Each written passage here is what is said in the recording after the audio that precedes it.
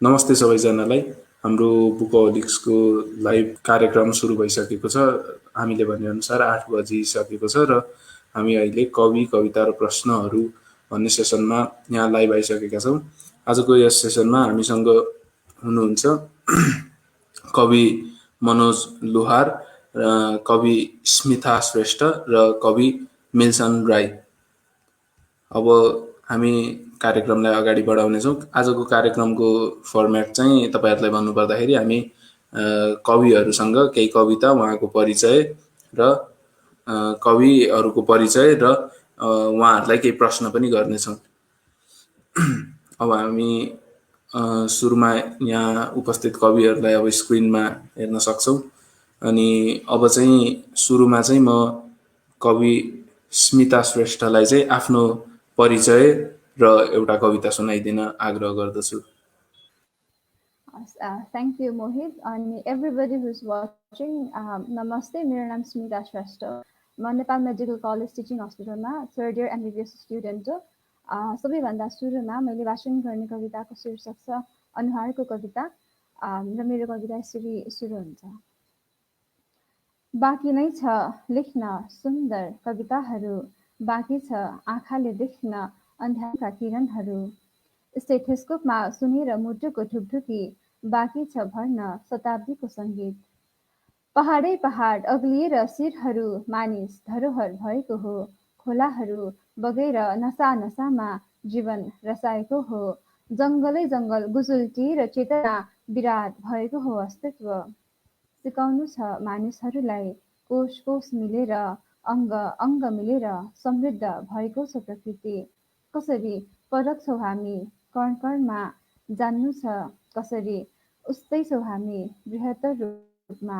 आउनु छ एक्सरेमा हेरेर समयको चित्र, ओखती गर्नु छ देशको क्षयग्रस्त छाती, मुस्कान दिनु छ ओठ हराएकाहरूलाई, दृष्टि दिनु छ ज्योति गुमाएकाहरूलाई, यात्रा दिनु छ गन्तव्य दिनु छ लडखडाएकाहरूलाई, जीवन दिनु छ जिउनुबाट टारिएकाहरूलाई, बोलाउनु छ यही धरतीको आँगनमा सृष्टिका फुलहरू, सकुशल राखेर आत्माको आवाज, निर्माण गर्नु छ चेतनाको पुञ्ज र टाङ्नु छ देशको आकाशमा।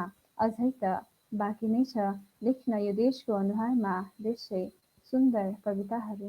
धन्यवाद। धन्यवाद कवि स्मिता श्रेष्ठलाई।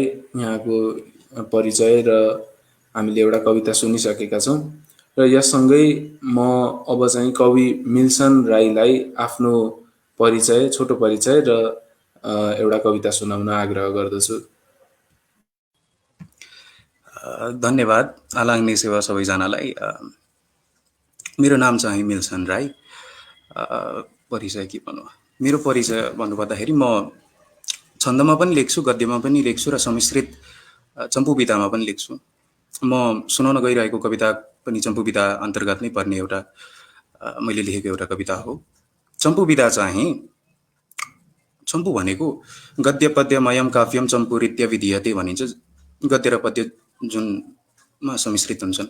पहिलो 2 श्लोक चाहिँ छन्दमा छन्, अरू बाँकी सबै गद्य। म सुनाउन चाहन्छु। छन्द उपजाति।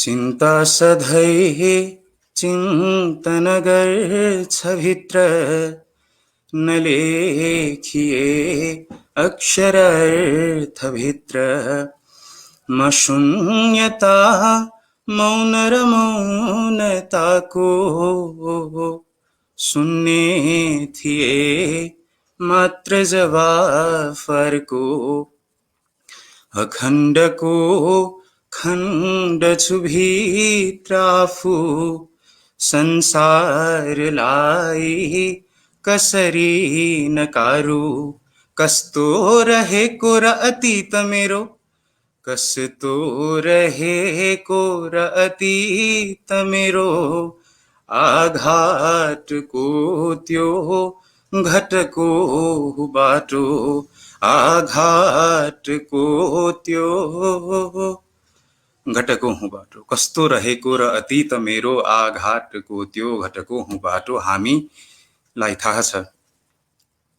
मुस्कानले ओठ बोक्दैन, हेराइले नजर देख्दैन, आवाजले जिब्रो बोल्दैन, थाहा हुनुको परिधिभित्र सङ्कीर्णता छन्, तर सङ्कीर्णता छैनन् थाहा हुनुको परिधिसित।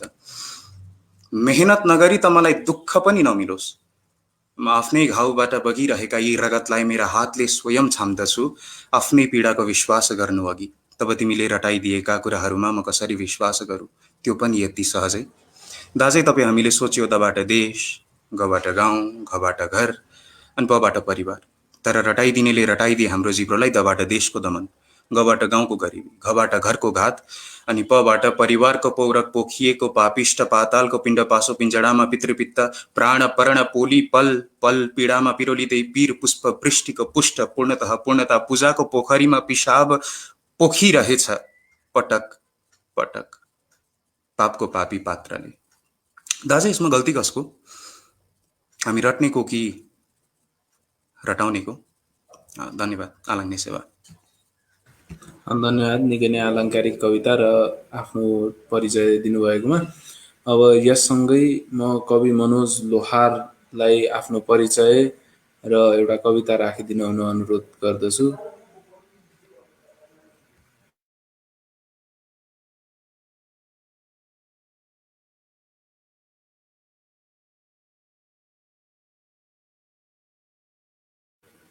सायद उहाँको उहाँ वाइफाई अलिकति केही भएको छ, सायद टेक्निकल प्रब्लम भएको छ भनेर भन्नुभएको छ।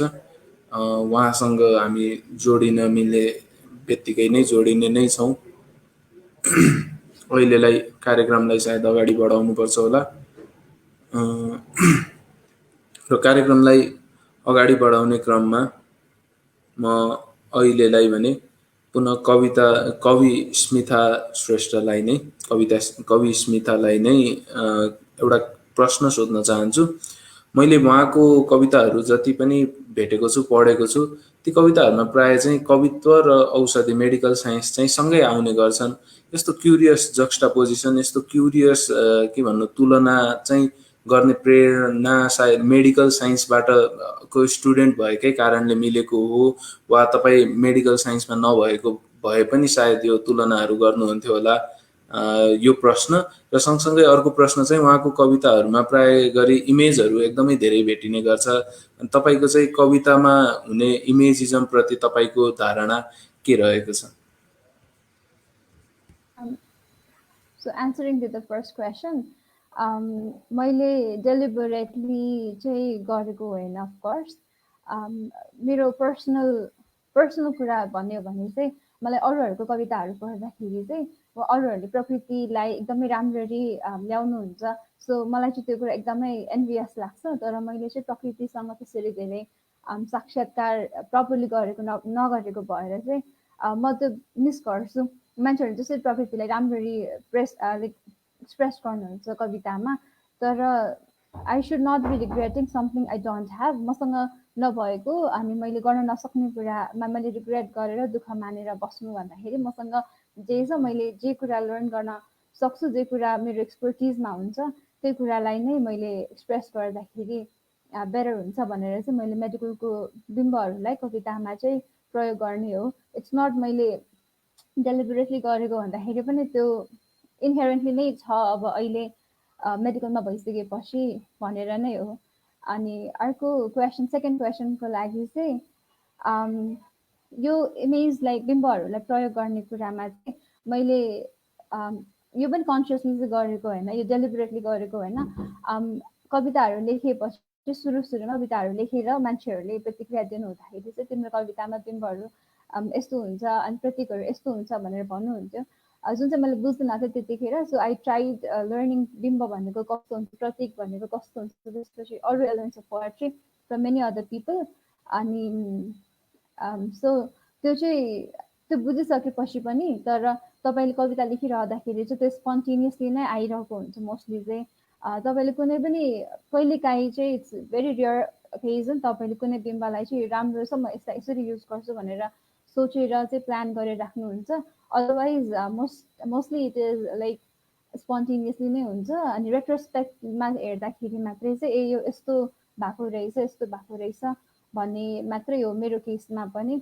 अनि as a medical student who does not have hardcore literature knowledge, मलाई त्यो फर्स्टमा बिम्ब प्रतीकहरूको बारेमा त्यस्तो आइडिया नहुँदाखेरि पनि I used to use it just because यो राम्रो सुनिन्छ राम्रो देखिन्छ भनेर मात्रै युज गरेको मैले सुरुमा अनि आई स्टिल डु द्याट अहिले पनि because yeah not a deliberate practice just spontaneously भन्नुपर्छ।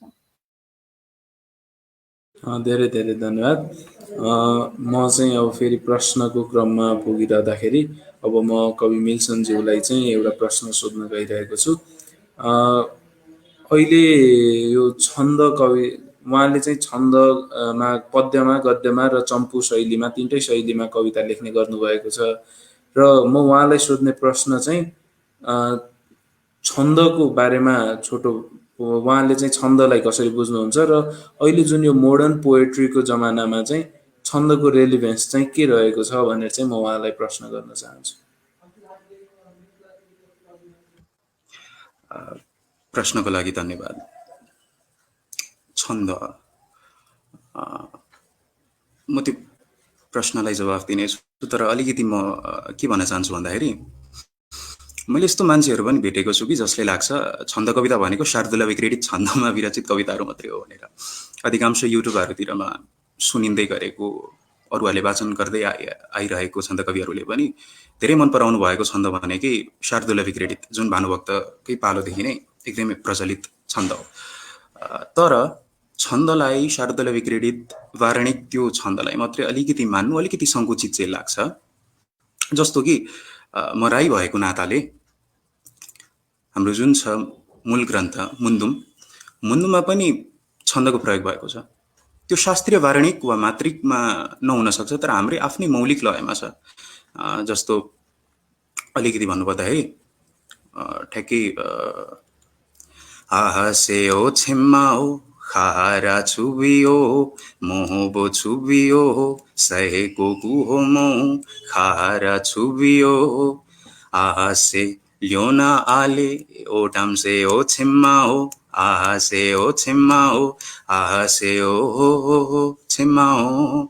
यसरी मुन्दुमको मारिमो च्युमा भन्ने अंशमा पनि उल्लेखित छ, जसले चाहिँ महिलाहरूको गर्भवती भए पश्चात वा नुहाउँदाखेरि पनि एउटा स्टडीले पनि बताएको छ कि छोरी मान्छेहरू 30 वर्ष नागे पछाडि ढाडको समस्याहरू देखा पर्छ भनेर।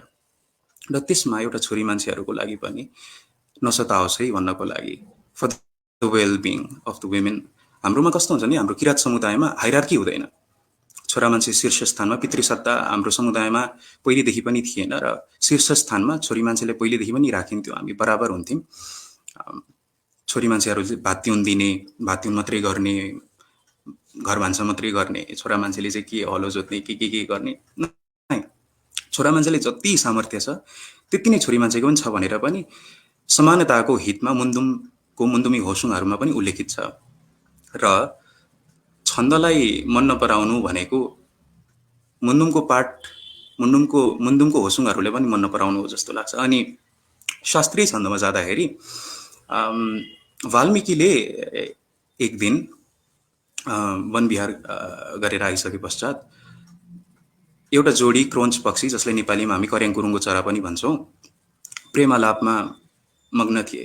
तर एउटा व्याधा आएर एउटा जोडीलाई चाहिँ मार्छ अनि जुन हृदय स्पन्दन चिच्याहट जुन त्यो एउटा क्रोन्च पक्षीको थियो त्यो ध्वनि त्यो सुनेर चाहिँ वाल्मिकीको मुखबाट एउटा श्लोक निस्किएको थियो अनुष्टुप छन्दमा।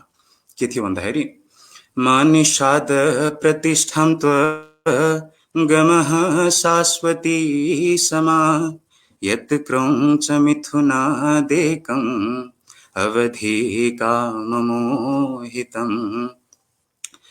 छन्द भनेको हाम्रो परम्परा हो र परम्परामा गौरव गर्नुपर्छ। र भनौँ टिएस एलियटले पनि, टिई ह्युमले पनि सधैँ छन्दमा नै कविता हुनुपर्छ भनेका पनि थिए र मेरो मान्यता पनि त्यही छ। जुन समुदायमा जुन मुन्दुमको पाठहरू सुनेर मैले हुर्किएको हुँ, जुन मेरो बाबाले भन्नुभयो, म मेरो बाजेले पनि सम्झिन चाहन्छु। र छन्दको ठुलो महत्त्व छ।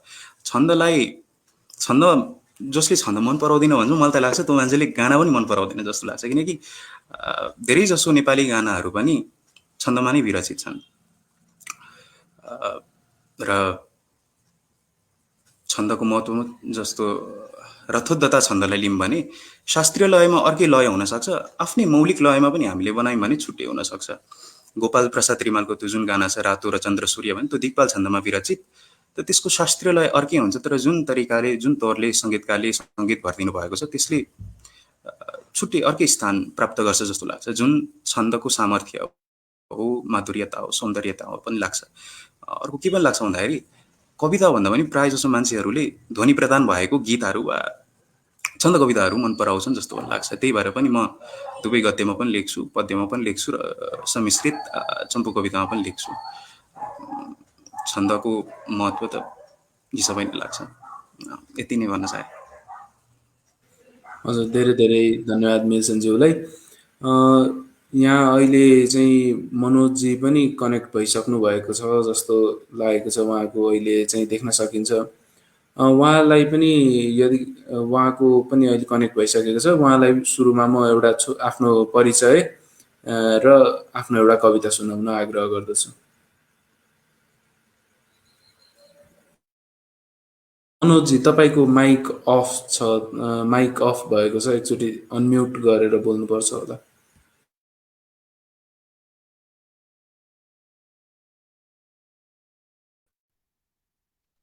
ल ओके, अब त माइक अन भयो जस्तो छ। हजुर, अब सुनिँदैछ।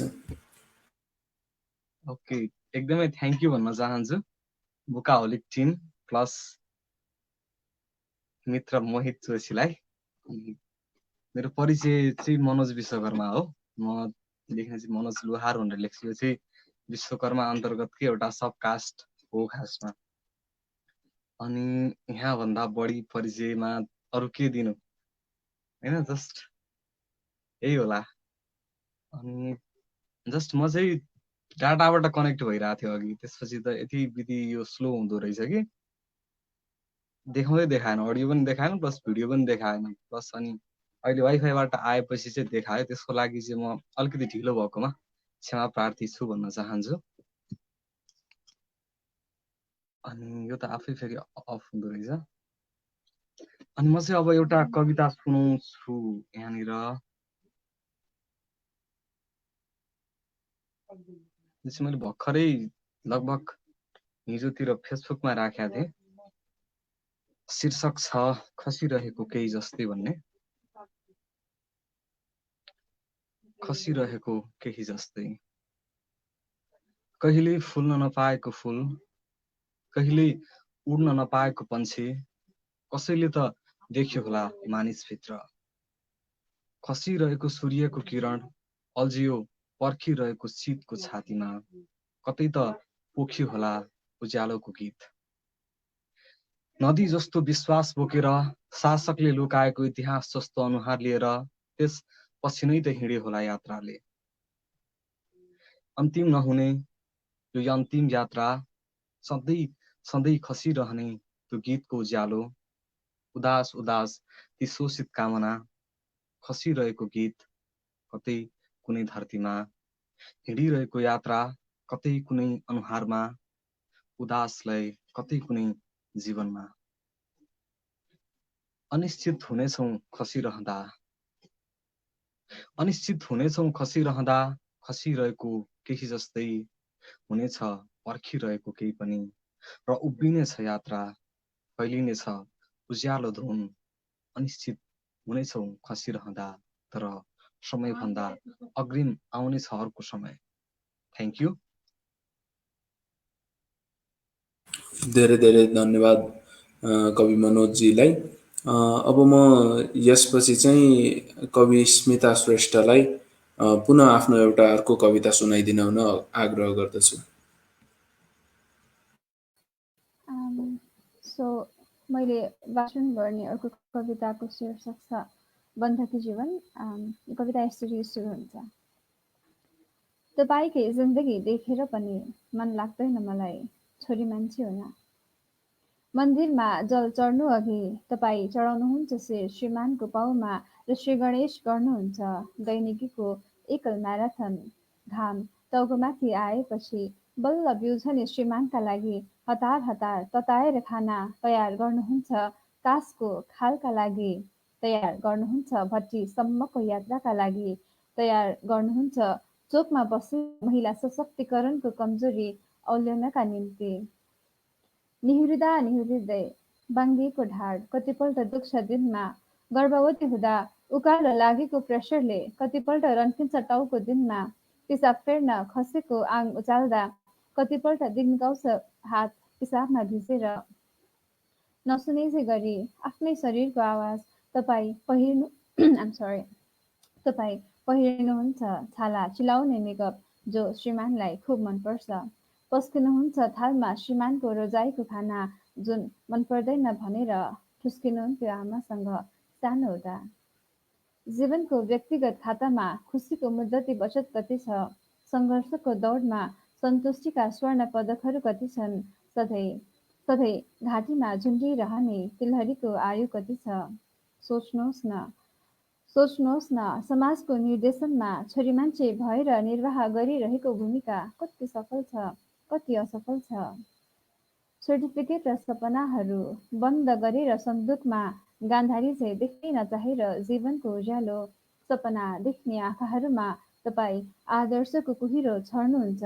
मेडिसिन पढिरहेकी छिमेकी छोरीलाई उर्दी गर्नुहुन्छ छोरी मान्छे बन्न, कानुन पढिरहेकी छिमेकी छोरीलाई व्हिप जारी गर्नुहुन्छ छोरी मान्छे भएर बोल्न।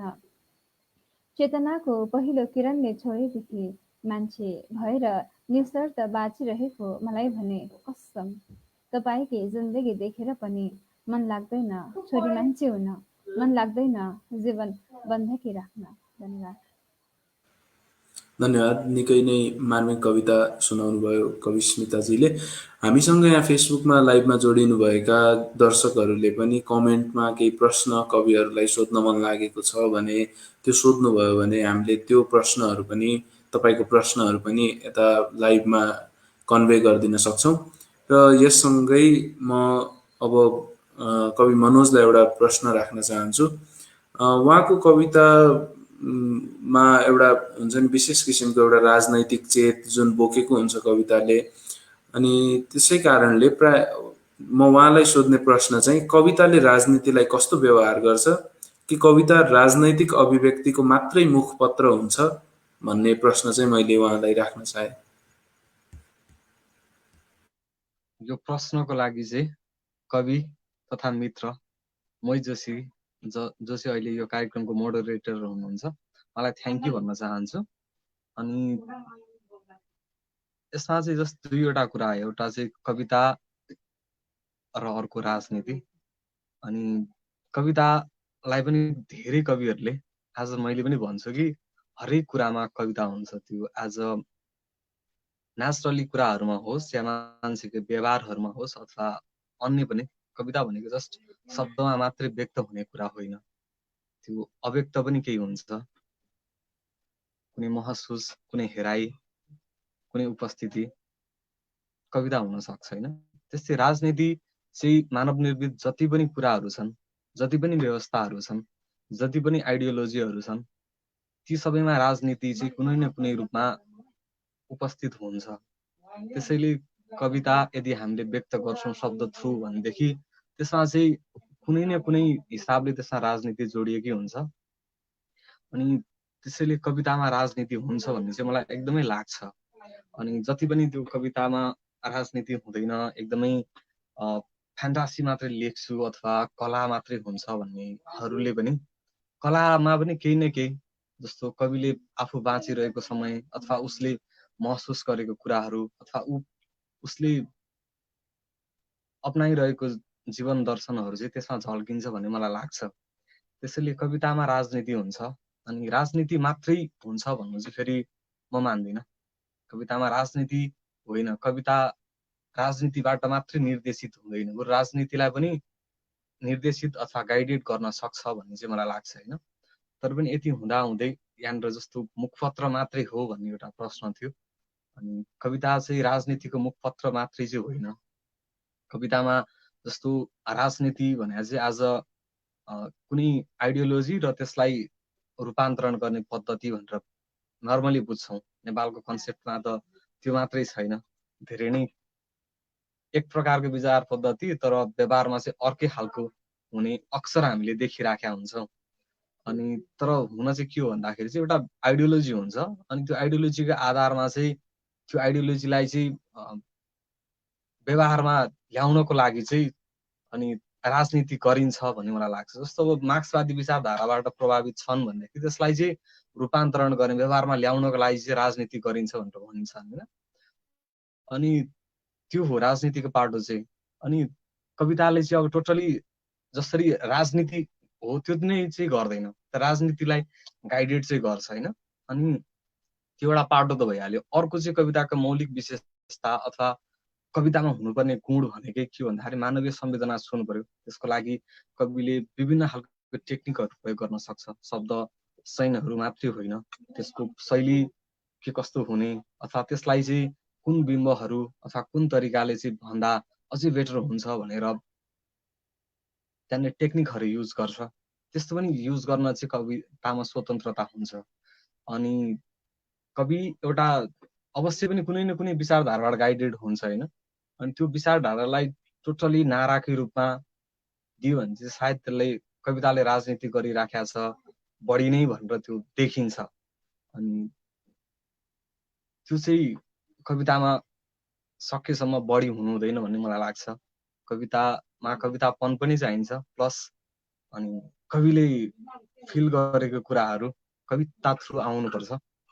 अनि यो चाहिँ मलाई लाग्छ। त्यसैले कविता टोटली राजनीतिको मुखपत्र जस्तो मात्रै हुँदैन भन्ने म ठान्छु। तर पनि कविताले राजनीति गर्नुपर्छ भन्ने चाहिँ मलाई एकदमै विश्वास लाग्छ। यो यति भने मैले यो प्रश्नमा। हजुर धेरै धेरै धन्यवाद। अब चाहिँ म कवि मिल्सनलाई, मेरो मित्र पनि हुनुहुन्छ उहाँलाई चाहिँ म आफ्नो आगामी कविता सुनाउन आग्रह गर्दछु।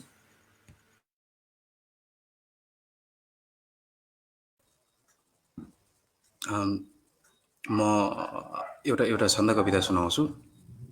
यो कविता चाहिँ म समर्पण गर्न चाहन्छु मेरो मम्मी पापाको प्रेमको लागि। यो प्रेमिल कविता नै हो। छन्द चाहिँ श्रगविणी। कविताको शीर्षक काख।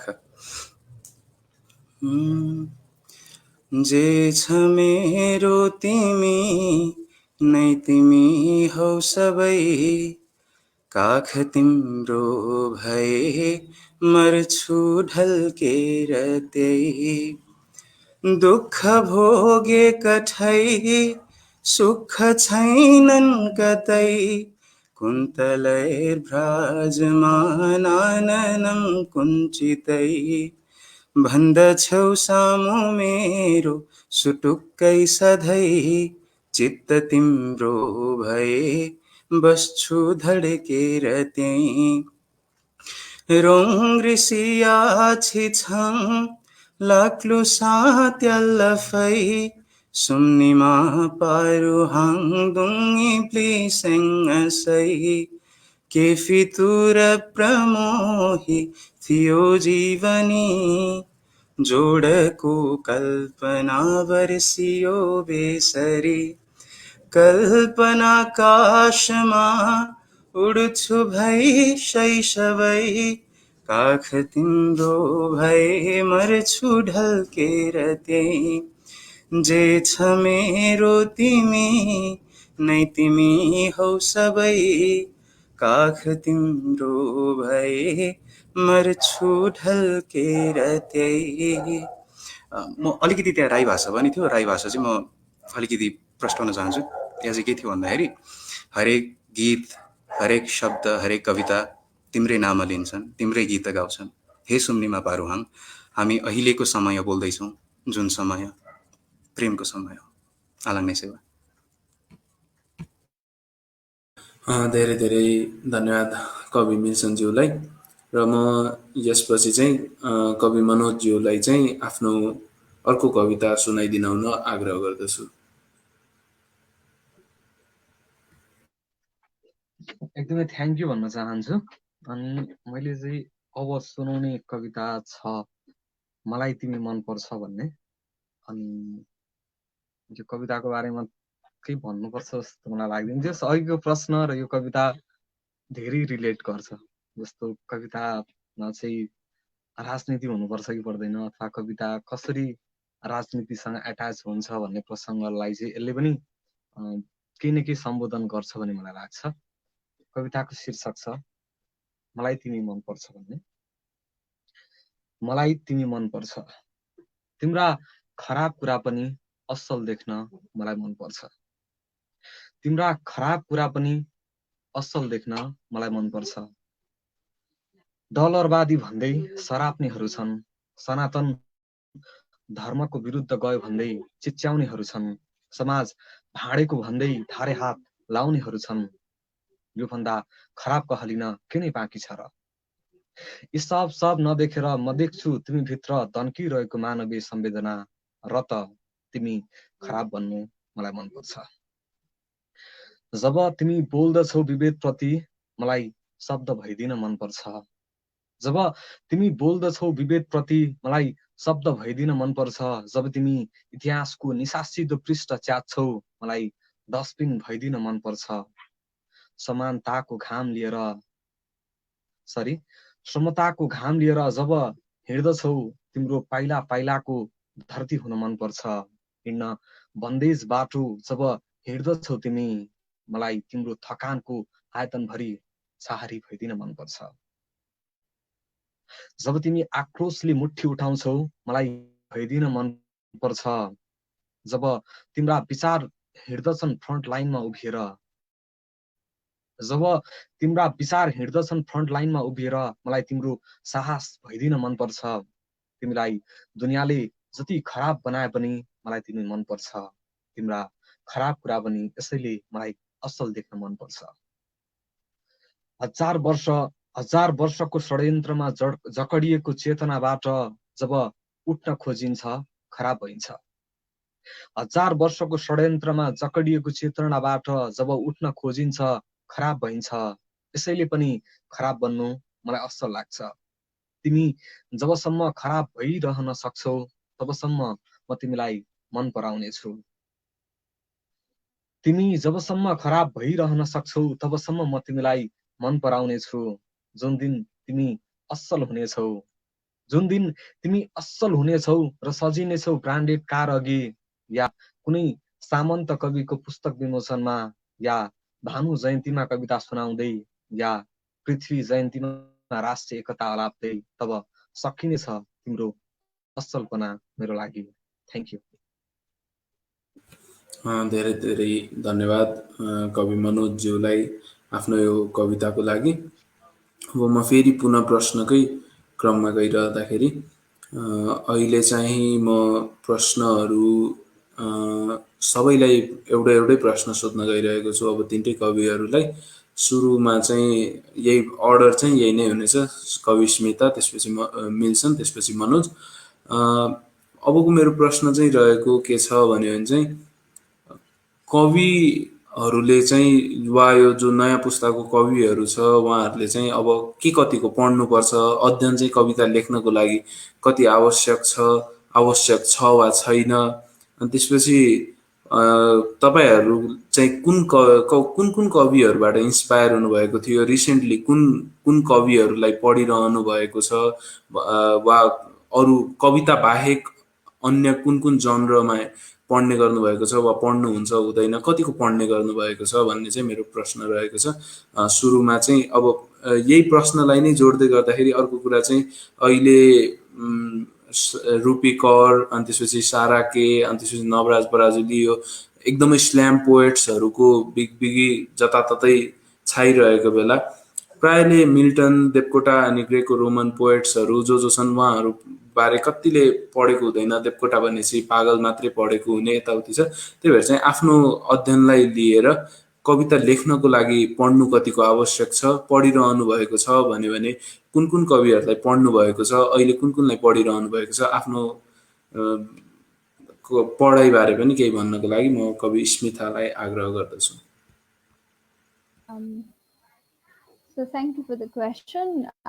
Reading भनेको त जेमा पनि इम्पोर्टेन्ट हुन्छ। तपाईँ सानो मिनिमल काम नै गरिरहनु भएको छ भने त इम्पोर्टेन्ट हुन्छ तपाईँलाई सेल्फ रिफ्लेक्सनको लागि, तपाईँलाई त्यो कुराको इम्पोर्टेन्स, त्यो कुराको बारेमा अरू एस्पेक्ट्सहरूबाट, अरू डिमेन्सन्सहरूबाट बुझ्नको लागि चाहिन्छ भने as a poet or to be a poet पढ्नको लागि त अफकोर्स इम्पोर्टेन्ट हुन्छ। किन इम्पोर्टेन्ट हुन्छ? फर्मोस्ट कुरा भनेको चाहिँ कसरी लेखेर आएको छ, अनि if the way that has been written, if the way the people are writing poems चाहिँ तपाईँलाई चित्त बुझिरहेको छैन भने you can add your flavour into that. अनि अर्को चाहिँ तपाईँलाई आफूले सिकिरहेको कुरा अरूसँग चाहिँ कसरी कन्ट्रास्ट गर्छ, कसरी सिमिलर हुन्छ, त्यो कुराहरू अन्डरस्ट्यान्ड गर्नको लागि पनि पोएम्सहरू जे कुरा पनि पढ्न चाहिँ इम्पोर्टेन्ट हुन्छ जस्तो लाग्छ मलाई चाहिँ। And talking about I think you talking slam poetry or something like that, right?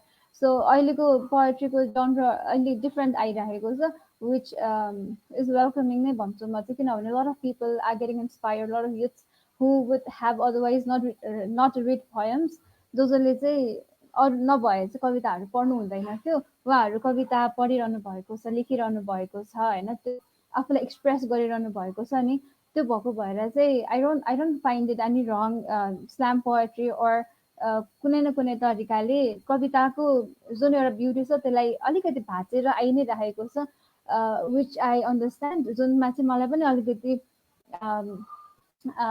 I'm quite against it भन्छु, तर पनि I'm quite welcoming that people हुन्छन्, मान्छेहरूले कविता लेखिरहनु भएको छ, पढिरहनु भएको छ, नयाँ नयाँ मान्छेहरू पनि एक्सप्रेस गरिरहनु भएको छ आफूलाई। Sooner or later they'll realize the beauty of the poem, the like core of the poem, अनि will come to realization, अनि राम्रो पोएम्सहरू त्यसरी नै आउँछ भन्ने जस्तो लाग्छ। किनभने कसैले पनि सुरुमै एकदमै राम्रो कविता लेख्न सक्छ, लेख्छ भन्ने खालको एक्सपेक्टेसन राख्नु पनि मिल्दैन जस्तो लाग्छ। अनि अर्को क्वेसन के थियो मैले बिर्सेँ। So yeah the books that I am reading or मैले पढ्ने बुकहरू भनेको चाहिँ नेपाली बुक्सहरू, आई रिड सबै खालको बुकहरू, तर जे पनि चाहिँ पढ्दिनँ, जे पनि नै पढ्छु भन्दा नि हुन्छ।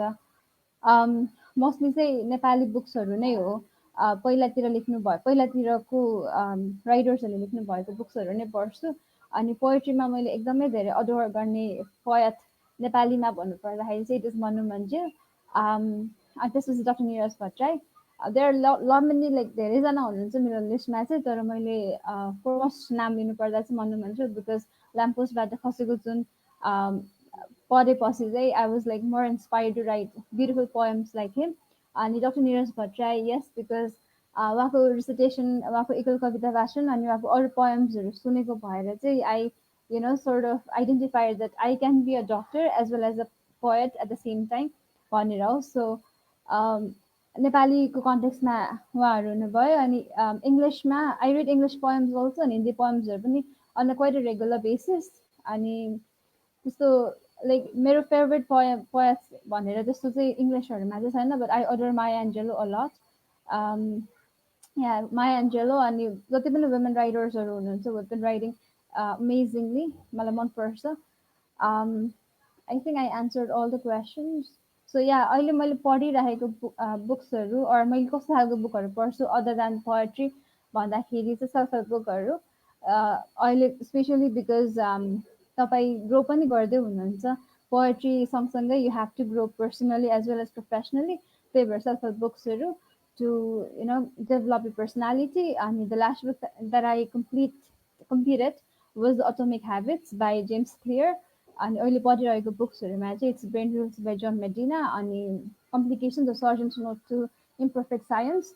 सो मैले पढ्ने बुकहरू चाहिँ सेल्फ हेल्प बुक हुन्छ, अनि अरू चाहिँ डक्टर्सहरूको मेमोयर हुन्छ, because as a medical student मसँग अहिले एक्सपिरियन्स त छैन, तर इफ आई रिड मेमोयर्स भने चाहिँ I can get the experience at least भन्ने हिसाबले चाहिँ आइ एम रिडिङ डक्टरहरूको मेमोयर अहिलेलाई चाहिँ, अनि सेल्फ हेल्प बुक नै हो। या I think I answered all the questions you asked. हजुर, धन्यवाद।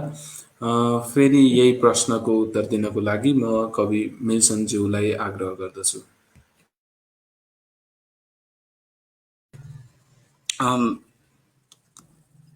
प्रश्नको जवाफ दिनुपर्दा आजभोलि मलाई लाग्छ कि अलिकति मेरो उमेरकाहरूले पनि हेऱ्यो भने पठन संस्कार अलिकति घट्दै गएको पो हो कि मेरै साथीहरू अरू जति पनि मेरा समकालीन कविहरू हुनुहुन्छ आजभोलि त्यति नपढिकन युट्युबबाट कविताहरू सुनेर त्यहीबाट प्रभावित भएको देख्छु म ज्यादा। र आजभोलि कवितामा ऱ्याप पनि हान्न थालिसकिएको छ। कतै मैले व्यङ्ग्य हान्न खोजेको होइन तापनि कविताले अब आउँदो मेरै उमेरकाहरूले पनि, आउँदो जेनेरेसनकाहरूले पनि अब कविताले ऱ्याप भनेर बुझ्न थालिदियो भने त यो ठुलो दुर्घटना हुन्छ जस्तो लाग्छ मलाई। र बाँकी पठन संस्कारमा भन्दाखेरि रुपीको अरारको जस्तो सूक्ष्म कविताहरू हुन्छ। सूक्ष्म कविता एउटा छुट्टै विधा त भयो, तर कस्तो भन्नु, एउटा क्याप्सन खालको लेख्ने जुन परम्परा अहिले चलिरहेको छ त्यो चाहिँ अलिकति दयनीय नै लाग्छ मलाई। र देवकोटाकै बारे भन्नुपर्दाखेरि पनि मान्छेहरूले भनौँ भने, मान्छे भन्छन् मलाई देवकोटा मनपर्छन्, तर सोध्यो भने के पढेका छौ देवकोटा भन्दाखेरि देवकोटाको मैले पागल कविता सुनेको छु, मुनामदन पहिला सुनेको थिएँ, मानिस ठुलो दिलले हुन्छ जातले हुँदैन, बस यति। अनि देवकोटालाई बुझ्नको लागि, जान्नको लागि देवकोटाले कलम नचलाएको विधा कुनै पनि छैन। देवकोटाको आधा दर्जन प्रकाशित महाकाव्य छन्, अप्रकाशित महाकाव्यहरू पनि रहेछन्। खण्डकाव्य त कति दुई दर्जनभन्दा धेरै छन्। कथाहरू छन्, निबन्धहरू छन्, प्रबन्धहरू छन्, नाटक छ सावित्री सत्यवान भन्ने। र पठन संस्कार चाहिँ अलिकति कम भएको जस्तो पनि लाग्छ। आजभोलिकोलाई हेऱ्यो भने नेपाली शुद्धसँग विशुद्धसँग पनि बोल्न जान्दैनन्, पढ्न पनि जान्दैनन्। त्यही भएर पनि अलिकति पठन संस्कार कम भएको हो कि लाग्छ। अनि अघि छन्दको महत्त्व भन्नुपर्दै मैले एउटा कुरा बिर्सेछु।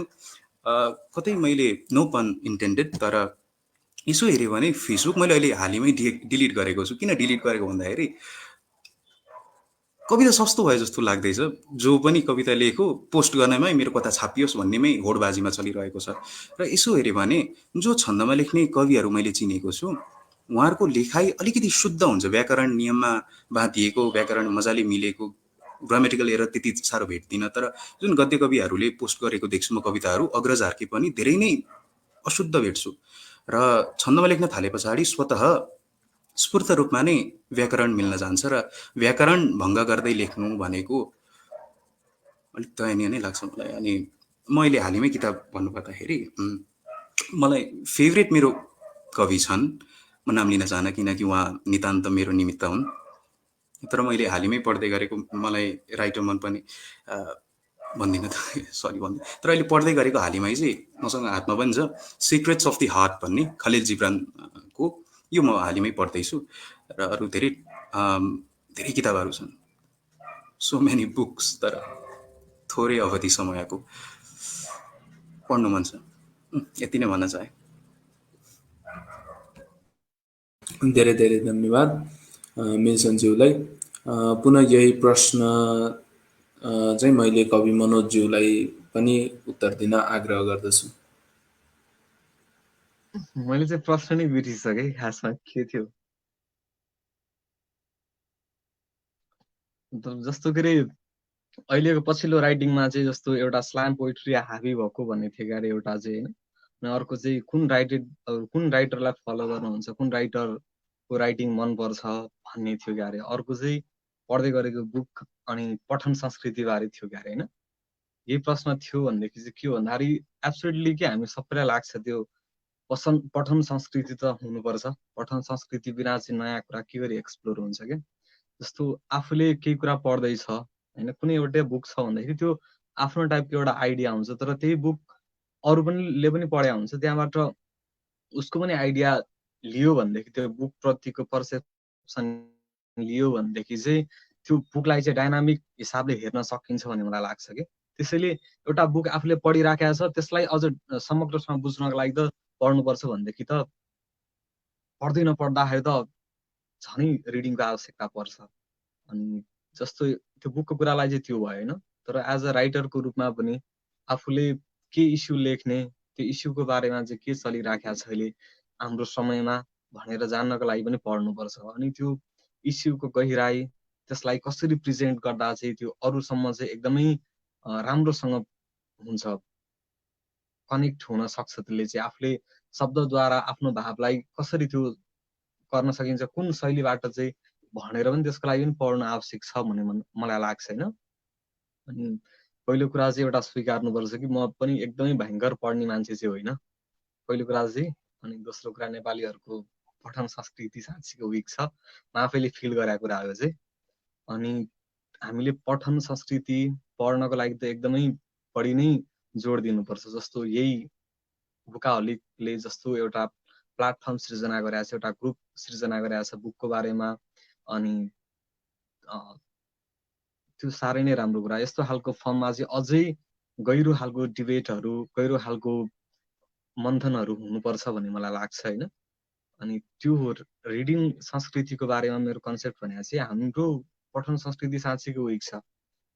आज अहिलेको समयमा अब कुनै एउटा पोलिटिकल इस्यु छ भनेदेखि त्यसलाई चाहिँ त्यो गहिराइमा गएर भन्दा नि एकदमै सतही रूपमा नै कतिपय केसमा त मुद्दा नै त्यो ओझेल पर्ने हिसाबले एज अ मजाकको रूपमा आइराखेको हुन्छ। त्यो भने के भन्दाखेरि चाहिँ हामी त्यो सिरियस छैन त्यो केसप्रति, त्यसमा हाम्रो बुझाइ छैन भन्ने हो कि।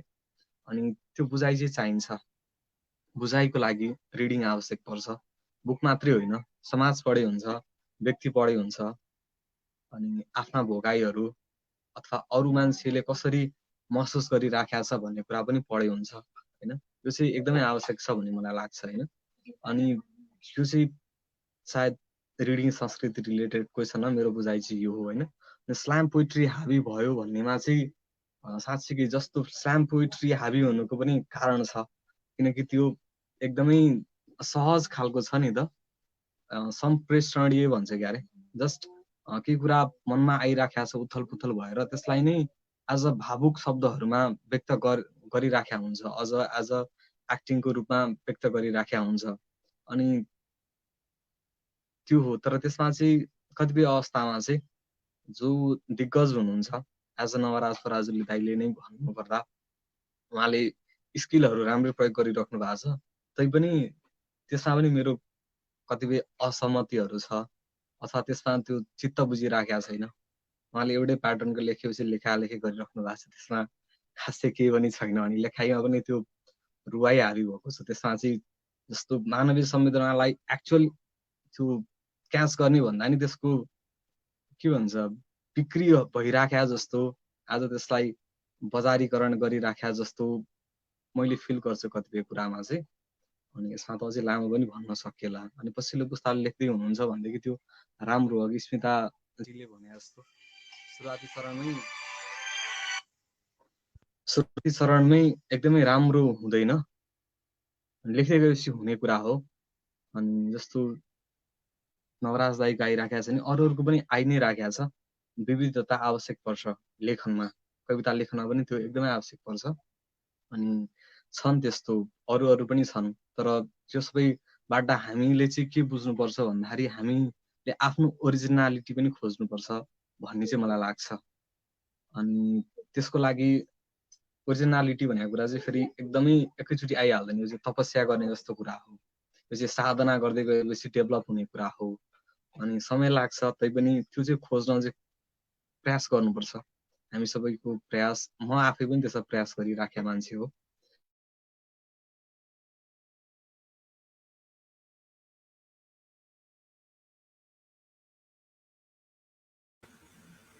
हजुर, उहाँको अड्केको हो सायद। धेरै धेरै धन्यवाद कवि मनोजज्यूलाई आफ्नो उत्तरको लागि। म अब यसपछि चाहिँ कवि स्मिताज्यूलाई नै आफ्नो एउटा अर्को कविता सुनाइदिन हुन आग्रह गर्दछु।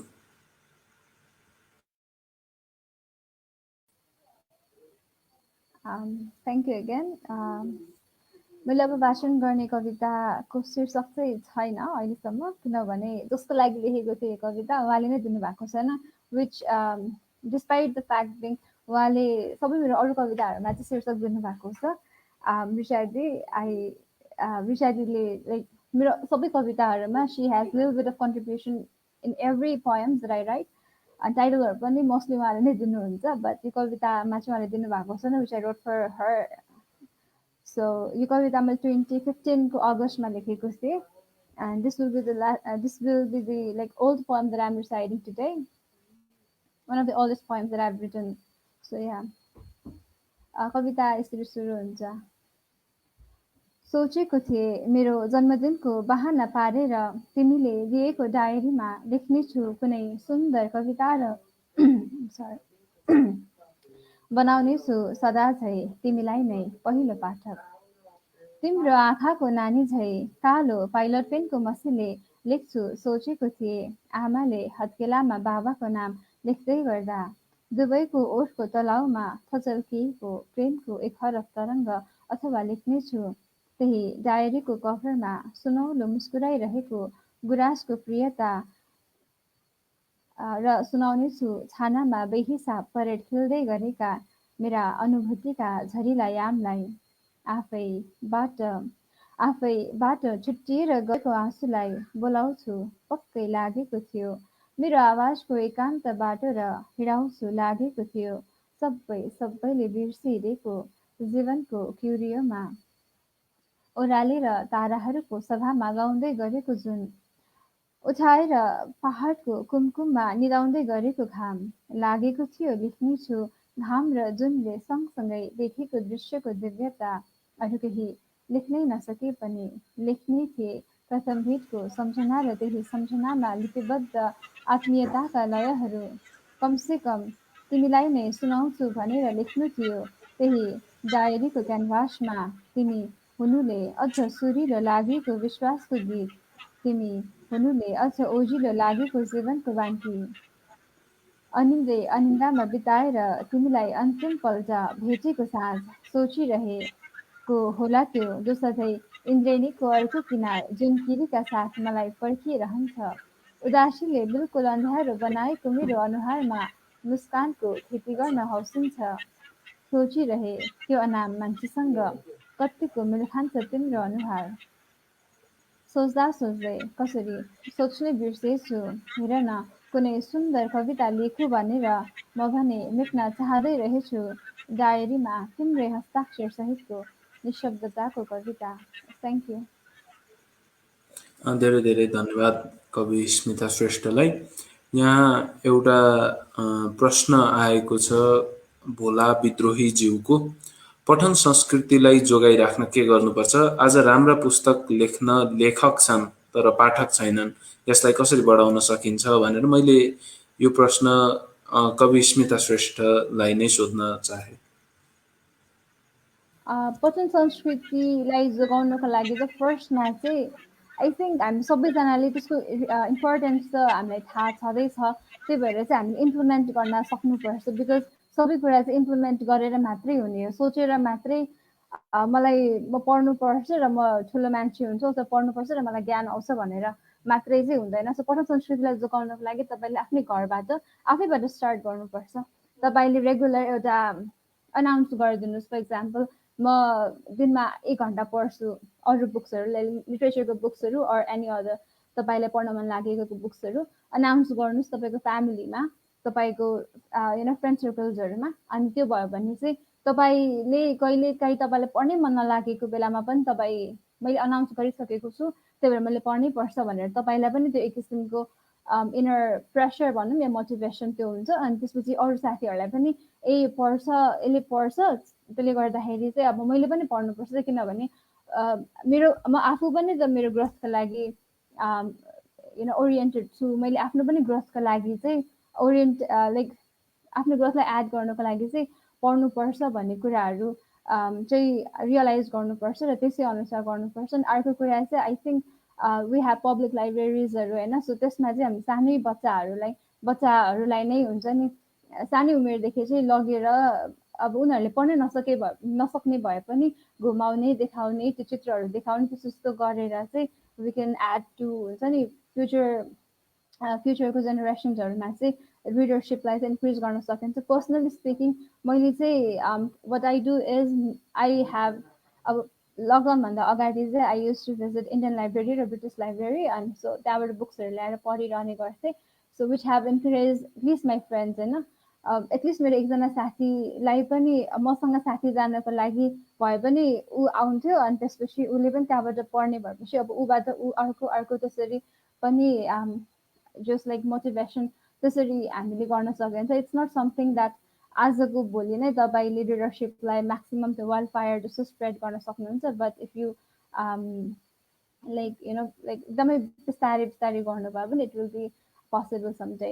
एकदमै राम्रो रिडरसिप कल्चर नेपालमा डेभलप गर्नको लागि, which I'm sure is already in Kathmandu धेरै प्लेसेसहरूमा, तर अरू ठाउँहरूमा स्प्रेड गर्नको लागि चाहिँ। हजुर, धेरै धेरै धन्यवाद। अब चाहिँ म कवि मिल्सन राईज्यूलाई चाहिँ आफ्नो एउटा कविता सुनाउन आग्रह गर्दछु।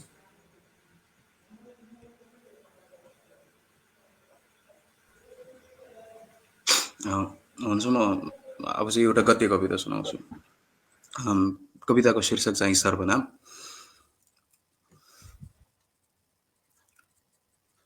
मेरो अघिको यात्रालाई समेत तिमी मेरो गन्तव्य हैनौ भनेर चित्त दुखाउँदै तिमीतिरै फर्किए।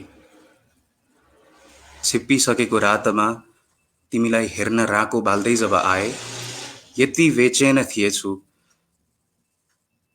वर्षा बेगर सुकिसकेको तिमीलाई तब पनि हरियो नै देखे। यति नजिक आएछु राकोको आगोले तिमीलाई समाएको पत्तो नै पाइन। उब्जिँदै गरेको बिरुवा कविता नबन्दै भावना बन्यो र बग्यो वस्तुको खरानी सरी। एक प्रश्न अनि सबै सर्वनाम शान्त। तिम्रो वास्तविक नाम? हातमा राको छ, उज्यालो कति पनि छैन तर। धन्यवाद। आलाङ सेवा। धन्यवाद, निकै मिठो कविता सुनाउनुभयो। यहाँ सरला बर्लाकोटीज्यूले, मैले जहाँसम्म नाम सही नै उच्चारण गरे जस्तो लागेको छ, सरी, सरला बारकोटीज्यूले एउटा प्रश्न सोध्नु भएको रहेछ। कवितामा विविधता नवीनता खोज्ने जमात एकदमै कम छ। बजारमा सेलिब्रिटी सिन्ड्रोम जताततै छ। भर्खरै लेख्न थालेकाहरूलाई यो सिन्ड्रोमबाट कसरी बचाउने? यसबारे चाहिँ कवि मिल्सनज्यूको केही उत्तर हामी सुन्न चाहन्छौँ। म नडाटी भन्न चाहन्छु, त्यो सिन्ड्रोमबाट म पनि सुरुको चरणमा फसेको हुँ। सायद सबै फस्छन् जस्तो लाग्छ, किनकि कुनै लेखक वा कुनै कविले हामीले एकदम मन परायौँ भने उहाँहरूको लेखन शैली, बिम्बलाई प्रयोग गर्ने जुन शैली हुन्छ त्यसले अपनाउन खोज्छौँ जस्तो यो अनकन्सियसली नै हुनसक्छ। अघिको त्यो पठन संस्कारमा म अलिकति त्यो जोडिहाल्छु। मलाई के लाग्छ भन्दाखेरि लेखक वा कविहरूले चाहिँ आजभोलि पाठकहरूले अलिकति भनौँ न कमजोर पो छन् कि भनेर ठान्नुहुन्छ जस्तो लाग्छ। जति एउटा कवि वा लेखकले आफ्नो कुरो बुझाउन खोजिरहनु भएको हुन्छ, पाठकले त्योभन्दा परिष्कृत रूपमा बुझ्ने क्षमता राख्नुहुन्छ जस्तो लाग्छ।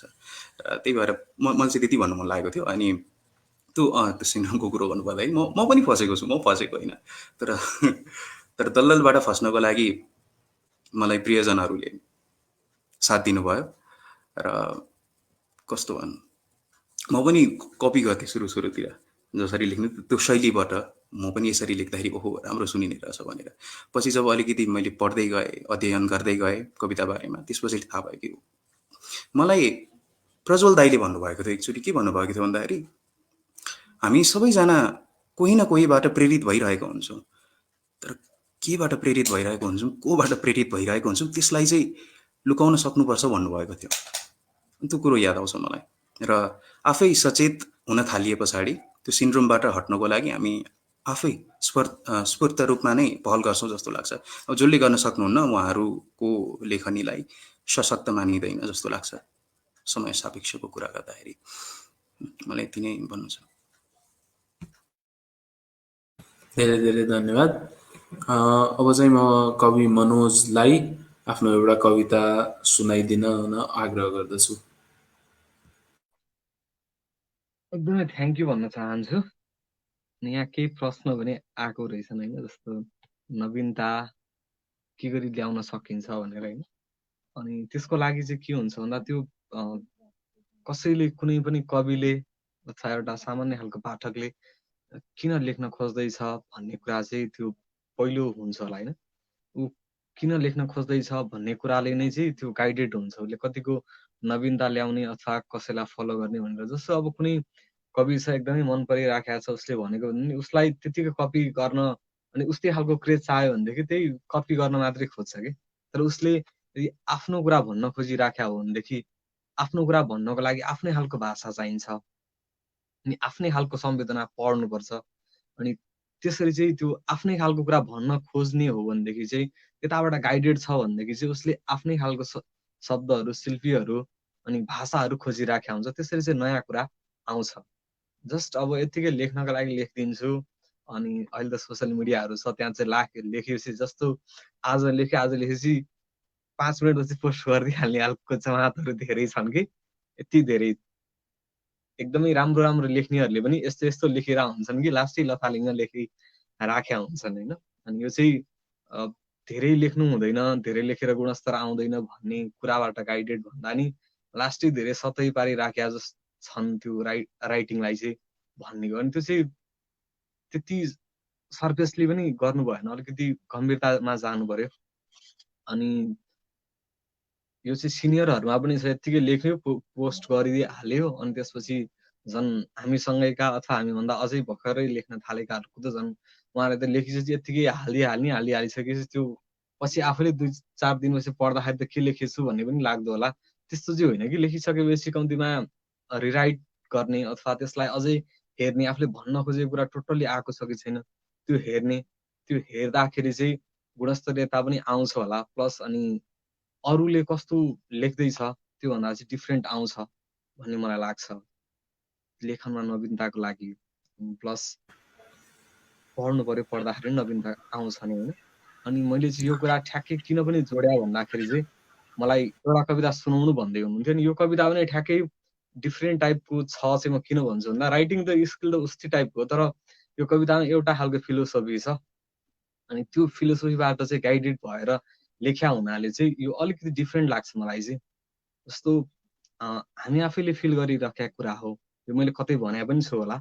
जस्तो हामी मान्छे आफ्नो लेखनमा भनौँ अथवा व्यक्त गर्ने कुरामा भनौँ अथवा सम्बन्धमा भनौँ अथवा प्र्याक्टिकल कुरामा भनौँ अथवा आफ्नो क्षमता बाहिर ल्याउने कुरामा भनौँ अथवा हामी जैविक रूपमा पनि जस्तो हाम्रो संरचना नै पनि आधा छ भनेर भन्छौँ नि त।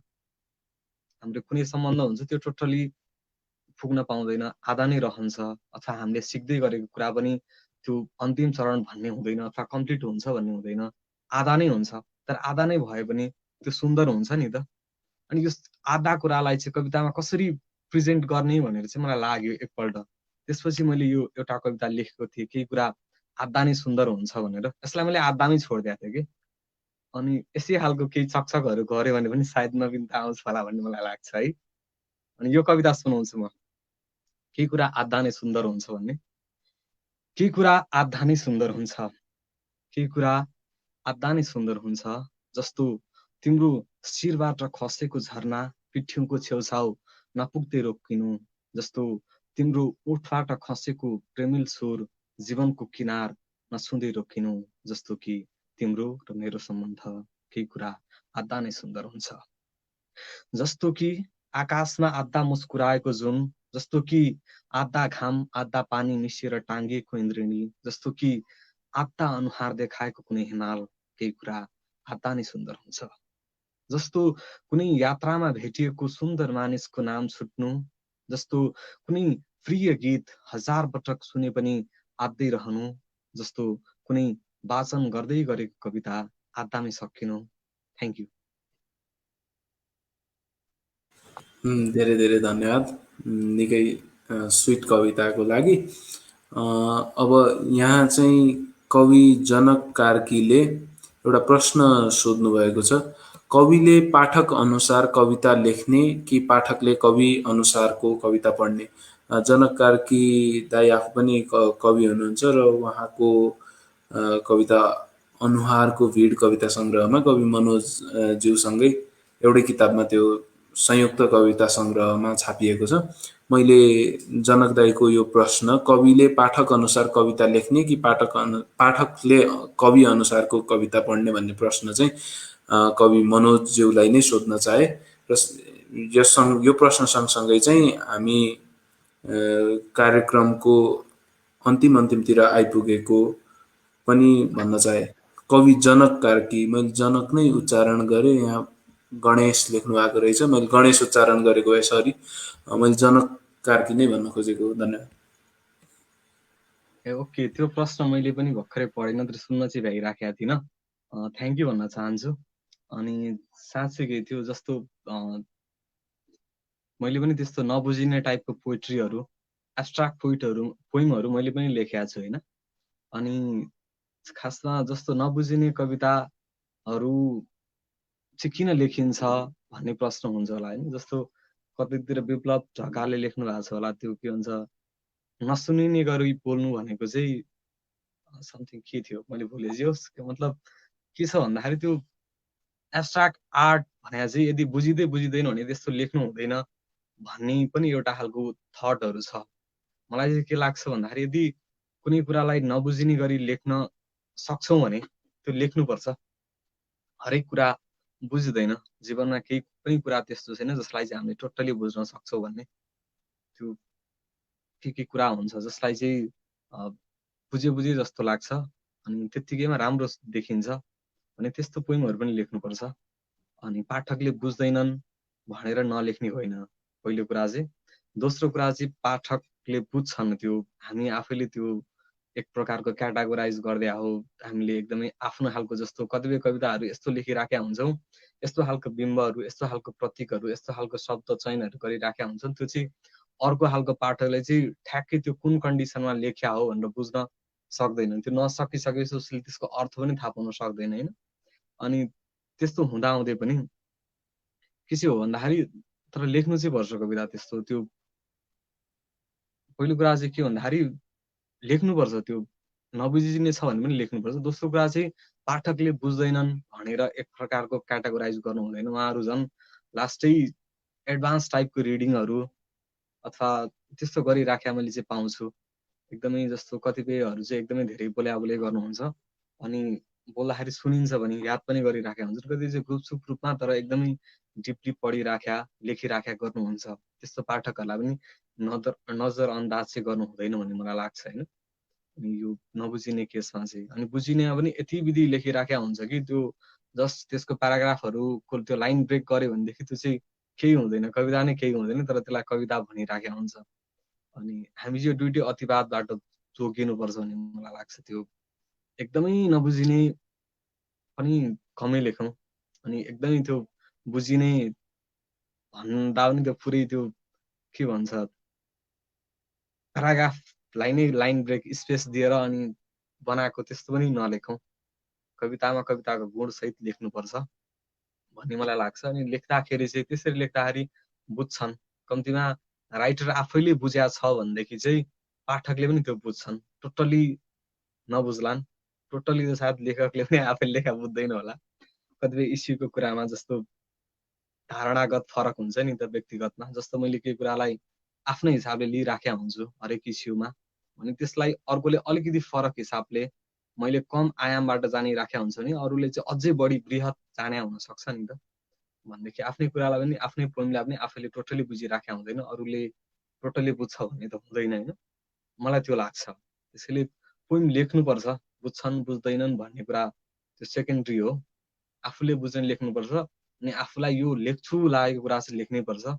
अनि यस्तो लेख्या छैन भन्ने लाग्छ भने त्यो पनि लेख्नै पर्छ। झन् के भन्छन् भन्ने लाग्छ, त्यो डिफ्रेन्ट कुरा लेख्नुपर्छ। लेख्न चाहिँ लेख्ने हो, मलाई चाहिँ यही लाग्छ। धेरै धेरै धन्यवाद। आजको यो प्रोग्राम चाहिँ अब अन्तिम पुगिसक्दाखेरि अब चाहिँ प्रोग्रामलाई ऱ्यापअप गर्नुभन्दा पहिले एउटा अन्तिम प्रश्न जुन आएको छ पूजनजीको, कवि कतिका झुटा हुन्छन्? के लाग्छ प्रिय कविहरूलाई? के कविले कविता उसलाई मन लागेर अन्त्य गर्छ भनेर प्रश्न गर्नुभएको रहेछ। यो प्रश्न म मिल्सनलाई सोधेर चाहिँ त्यसपछि म कार्यक्रमको अन्त्यतिर जानेछु।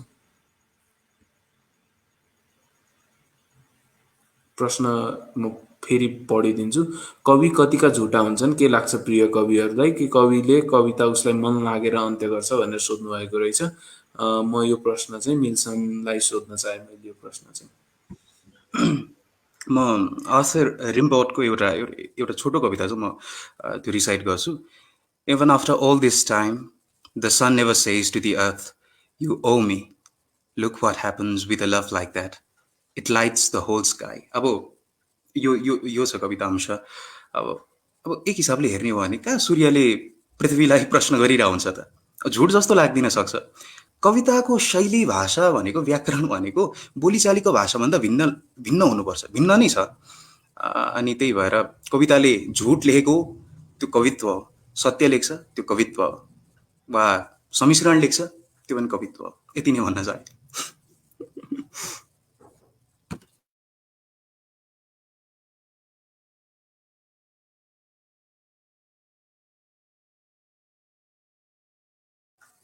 म्युट छ मोहित।